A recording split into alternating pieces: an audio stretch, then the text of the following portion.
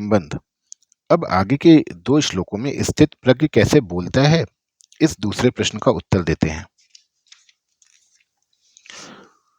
दुःखेष्वनुद्विग्नम्नः सुखेषु विगतस्पृहः वीतराग भय क्रोधः स्थितिर्धीर्मनुनिरुच्यते। दुखों की प्राप्ति होने पर जिसके मन में उद्वेग नहीं होता और सुखों की प्राप्ति होने पर जिसके मन में स्पृहा नहीं होती तथा जो राग भय और क्रोध से सर्वथा रहित हो गया है, वह मननशील मनुष्य स्थिर बुद्धि कहा जाता है। व्याख्या। अर्जुन ने तो स्थित प्रज्ञ कैसे बोलता है, ऐसा क्रिया की प्रधानता को लेकर प्रश्न किया था, पर भगवान भाव की प्रधानता को लेकर उत्तर देते हैं, क्योंकि क्रियाओं में भाव ही मुख्य है। क्रिया मात्र भाव पूर्वक ही होती है। भाव बदलने से क्रिया बदल जाती है, अर्थात बाहर से क्रिया वैसी ही दिखने पर भी वास्तव में क्रिया वैसी नहीं हो रहती। उसी भाव का बात भगवान यहाँ कह रहे हैं। दुःखेष्वनुद्विग्नम्नः, दुखों की संभावना और उनकी प्राप्ति होने पर भी जिसके मन में उद्वेग नहीं होता, अर्थात कर्तव्य कर्म करते समय कर्म करने में बाधा लग जाना, निंदा अपमान होना, कर्म का फल प्रतिकूल होना आदि प्रतिकूलताएं आने पर भी उसके मन में उद्वेग नहीं होता। कर्म योग के मन में उद्वेग हलचल न होने के कारण यह है कि उसका मुख्य कर्तव्य होता है दूसरों के हित के लिए कर्म करना, कर्मों का सांगोपांग करना, कर्मों के फल में कहीं आसक्ति ममता कामना न हो जाए, इस विषय में सावधान रहना। ऐसा करने से उसके मन में एक प्रसन्नता रहती है। उस प्रसन्नता के कारण कितनी ही प्रतिकूलता आने पर भी उसके मन में उद्वेग नहीं होता। सुखेषु विगत स्पृह, सुखों की संभावना और उनकी प्राप्ति होने पर भी जिसके भीतर स्पृहा नहीं होती, अर्थात वर्तमान में कर्मों का सांगोपांग हो जाना, तात्कालिक आदर और प्रशंसा होना, अनुकूल फल मिल जाना आदि अनुकूलता आने पर भी उसके मन में यह परिस्थिति ऐसी ही बनी रहे, यह परिस्थिति सदा मिलती रहे, ऐसी स्पृहा नहीं होती। उसके अंतःकरण में अनुकूलता का कुछ भी असर नहीं होता।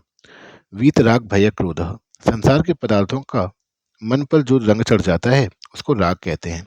पदार्थों में राग होने पर अगर कोई सबल व्यक्ति उन पदार्थों का नाश करता है, उनसे संबंध विच्छेद कराता है, उनकी प्राप्ति में विघ्न डालता है, तो मन में भय होता है। अगर वह व्यक्ति निर्बल होता है तो मन में क्रोध होता है। परंतु जिसके भीतर दूसरों को सुख पहुंचाने का, उनके हित करने का, उनकी सेवा करने का भाव जागृत हो जाता है, उसका राग स्वाभाविक ही मिट जाता है। राग के मिटने से भय और क्रोध भी नहीं रहते, अतः वह राग भय और क्रोध से सर्वथा रहित हो जाता है। जब तक आंशिक रूप से उद्वेग, स्पृहा, राग भय और क्रोध रहते हैं, तब तक वह साधक होता है। इनसे सर्वथा रहित होने पर वह सिद्ध हो जाता है। वासना, कामना आदि सभी एक राग के ही स्वरूप हैं। केवल वासना का तारतम्य होने से अलग अलग नाम होते हैं। जैसे अंतःकरण में छिपा हुआ राग रहता है, उसका नाम वासना है, उसी वासना का ही दूसरा नाम आसक्ति और प्रियता है। मेरे को वस्तु मिल जाए, ऐसी जो इच्छा होती है उसका नाम कामना है। कामना पूरी होने की जो संभावना है उसका नाम आशा है। कामना पूरी होने पर भी पदार्थों के बढ़ने की और पदार्थों के और मिलने की जो इच्छा होती है उसका नाम लोभ है। लोभ की मात्रा अधिक बढ़ जाने का नाम तृष्णा है। तात्पर्य है कि उत्पत्ति विनाशशील पदार्थों में जो खिंचाव है, श्रेष्ठ और महत्व बुद्धि है, उसी को वासना, कामना आदि नामों से कहते हैं। स्थित धीर मुनि रुच्यते, ऐसे मननशील कर्म योगी की बुद्धि स्थिर अटल हो जाती है। मुनि शब्द वाणी पर लागू होता है, इसलिए भगवान ने किम प्रभाषेत के उत्तर में मुनि शब्द कह दिया। परंतु वास्तव में मुनि शब्द केवल वाणी पर ही अवलंबित नहीं है, इसलिए भगवान ने 17वें अध्याय में मौन शब्द का प्रयोग मानसिक तप में किया है, वाणी के तप में नहीं है। कर्म योग का प्रकरण होने से यहाँ मननशील कर्मयोगी को मुनि कहा गया है। मननशीलता का तात्पर्य है कि सावधानी का मनन, जिससे कि मन में कोई कामना आसक्ति ना आ जाए। निरंतर अनासक्त रहना ही सिद्धि कर्मयोगी की सावधानी है, क्योंकि पहले साधक अवस्था में उसकी ऐसी सावधानी रही है और इसी से वह परमात्म तत्व को प्राप्त हुआ है। यह सर्वत्र नभि स्नेह इस तत् प्राप्य शुभाशुभम नाभिनंदति न द्वेष्टि तस्य प्रज्ञा प्रतिष्ठिता। सब जगह आसक्ति रहित हुआ जो मनुष्य उस शुभ अशुभ को प्राप्त करके ना तो प्रसन्न होता है और ना द्वेष करता है, उसकी बुद्धि स्थिर है। पूर्व श्लोक में भगवान ने कर्तव्य कर्म करते हुए निर्विकार रहने की बात बताई। अब इस श्लोक में कर्मों के अनुसार प्राप्त होने वाली अनुकूल प्रतिकूल परिस्थितियों में सम निर्विकार रहने की बात बताते हैं।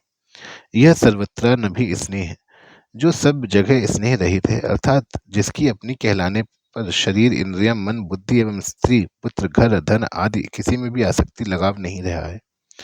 वस्तु आदि के बने रहने से मैं बना रहा और उनके बिगड़ जाने से मैं बिगड़ गया। धन के आने से मैं बड़ा हो गया और धन के चले जाने से मैं मारा गया। यह जो वस्तु आदि में एकात्मता की तरह स्नेह है, उसका नाम अभिस्नेह है। स्थित प्रज्ञ कर्म योगी का किसी भी वस्तु आदि में यह अभिस्नेह बिल्कुल नहीं रहता। बाहर से वस्तु, व्यक्ति, पदार्थ आदि का संयोग रहते हुए भी वह भीतर से सर्वथा निर्लिप्त रहता है।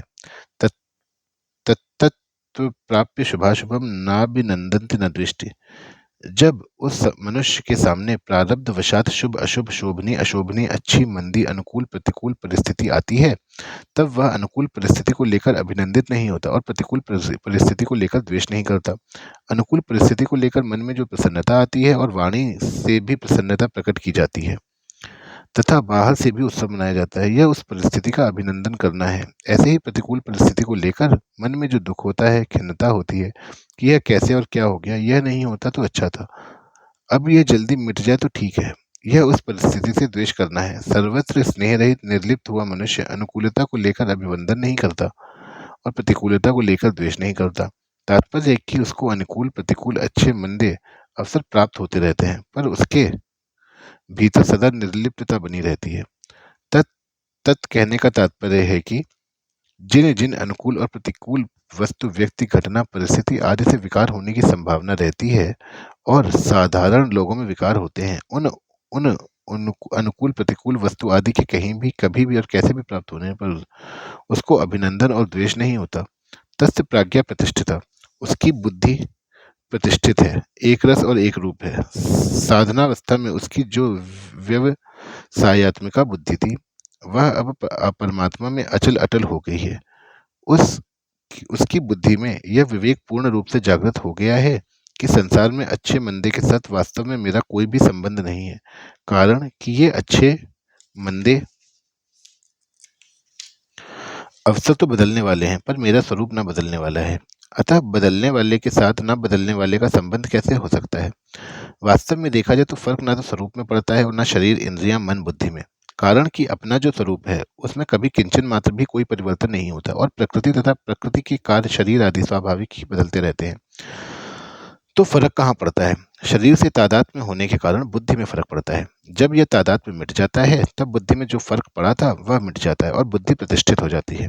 दूसरा भाव यह है कि किसी की बुद्धि कितनी ही तेज क्यों ना हो और वह अपनी बुद्धि से परमात्मा के विषय में कितना ही विचार क्यों ना करता हो, पर वह परमात्मा को अपनी बुद्धि के अंतर्गत नहीं ला सकता, कारण कि बुद्धि सीमित है और परमात्मा असीम अनंत।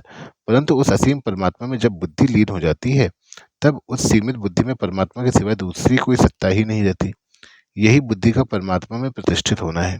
कर्म योगी क्रियाशील होता है। अतः भगवान ने 56वें श्लोक में क्रिया की सिद्धि असिद्धि में अस्पृहा और उद्वेग रहित होने की बात कही तथा इस श्लोक में प्रारब्ध के अनुसार अपने आप अनुकूल प्रतिकूल परिस्थिति के प्राप्त होने पर अभिनंदन और द्वेष से रहित होने की बात कहते हैं।